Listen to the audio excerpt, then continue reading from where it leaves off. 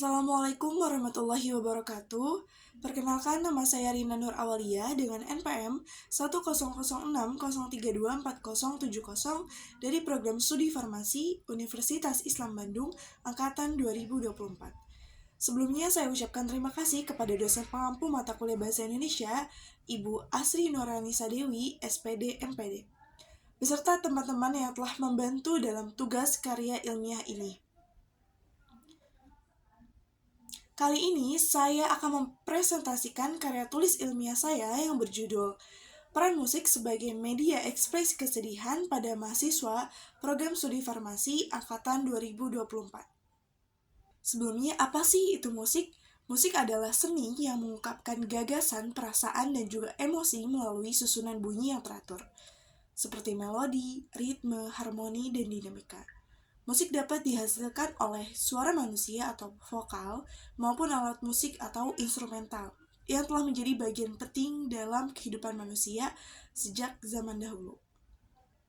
Latar belakang pada penelitian ini yaitu musik tidak hanya sebagai sarana hiburan, tetapi juga memainkan peran penting dalam membantu seseorang mengekspresikan dan mengelola emosinya.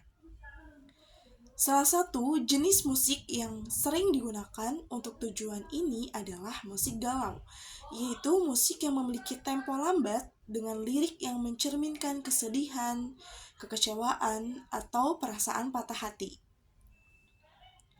Mahasiswa khususnya dari program studi farmasi kerap mengalami tekanan akademik yang tinggi, seperti jadwal yang padat, tugas yang berat, dan praktikum yang melelahkan. Dalam kondisi tersebut, tidak semua mahasiswa mampu mengungkapkan kesedihannya secara langsung. Musik galau pun menjadi media alternatif untuk menyalurkan emosi mereka secara tidak langsung. Penelitian sebelumnya juga menunjukkan manfaat musik dalam menurunkan stres, namun belum banyak yang secara khusus meneliti bagaimana musik galau digunakan sebagai media ekspresi kesedihan, terutama pada mahasiswa eksasta seperti di farmasi. Penelitian ini bertujuan untuk mengkaji bagaimana mahasiswa program studi farmasi angkatan 2024 di Universitas Islam Bandung menggunakan musik galau sebagai media untuk mengekspresikan kesedihan. Diharapkan hasil penelitian ini dapat memperluas pemahaman mengenai hubungan antara musik dan kondisi emosional seseorang atau mahasiswa, serta membuka peluang pengembangan dukungan emosional berbasis pendekatan seni dalam lingkungan kampus. Penelitian ini menggunakan metode kuantitatif dengan pendekatan deskriptif.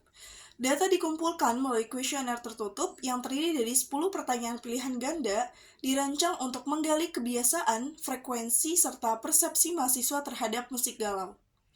Penelitian ini dilakukan pada awal Juni 2025 di program studi farmasi Universitas Islam Bandung dengan jumlah responden sebanyak 80 mahasiswa aktif. Teknik pengambilan sampel menggunakan accidental sampling. Dengan syarat responden adalah mahasiswa aktif yang memiliki kebiasaan mendengarkan musik, khususnya musik galau. Kuesioner disebarkan secara daring menggunakan Google Form dan data dianalisis dengan deskriptif menggunakan Microsoft Excel. Hasil penelitian ini menunjukkan bahwa mayoritas mahasiswa farmasi angkatan 2024 hanya mendengarkan musik galau ketika sedang sedih. Presentasinya mencapai 43,5%. Artinya, musik galau bukan sekedar hiburan yang didengarkan kapan saja, melainkan digunakan secara sadar saat mereka ingin meluapkan perasaan. Musik ini juga menjadi tempat aman untuk mengekspresikan emosi yang sulit diungkapkan kepada orang lain. Ini sejalan dengan konsep katarsis, yaitu pelepasan tekanan batin lewat media yang tidak membahayakan diri sendiri. Kemudian ada sekitar 30,4% mahasiswa yang mendengarkan musik galau beberapa kali dalam seminggu. Ini menunjukkan bahwa musik galau menjadi bagian dari rutinitas mereka, bukan hanya saat sedang sedih, tapi juga saat ingin menenangkan diri, mengenang masa lalu, atau sekadar menikmati irama yang menyentuh hati. Artinya, musik galau berfungsi sebagai sarana refleksi pribadi. Yang menariknya, ada 19,6% mahasiswa yang mendengarkan musik galau setiap hari.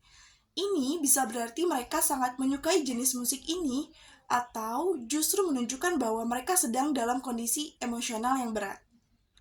Jika terlalu sering mendengarkan lagu yang sedih atau kemungkinan justru perasaan negatif semakin menguat. Maka frekuensi ini perlu diamati lebih dalam, apakah hanya soal selera atau ada tekanan emosional yang belum terselesaikan.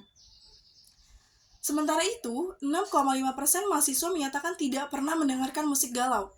Bisa jadi mereka tidak suka atau mungkin punya cara lain untuk mengelola emosi, seperti olahraga, menulis, mengobrol dengan teman, atau kegiatan yang lebih aktif lainnya.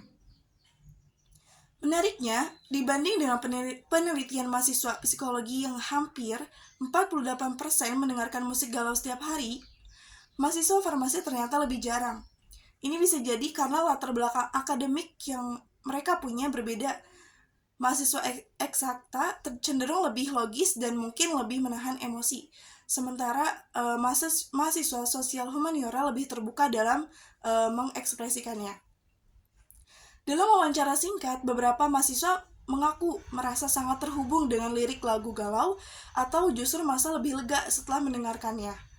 Musik menjadi sarana untuk menangis diam-diam atau sekedar mengizinkan diri untuk bersedih tanpa merasa dihakimi. Musik galau memberi ruang yang nyaman untuk memvalidasi perasaan mereka, terutama ketika dunia akademik menuntut untuk selalu kuat dan juga produktif. Dapat disimpulkan dalam penelitian ini yaitu musik galau berperan penting dalam membantu mahasiswa mengekspresikan dan mengelola kesedihannya. Musik ini menjadi bentuk pelampiasan emosi yang aman dan efektif di tengah tekanan akademik yang tinggi. Meskipun demikian, penggunaan musik galau secara berlebihan perlu diwaspadai, karena itu dapat memperkuat emosi negatif.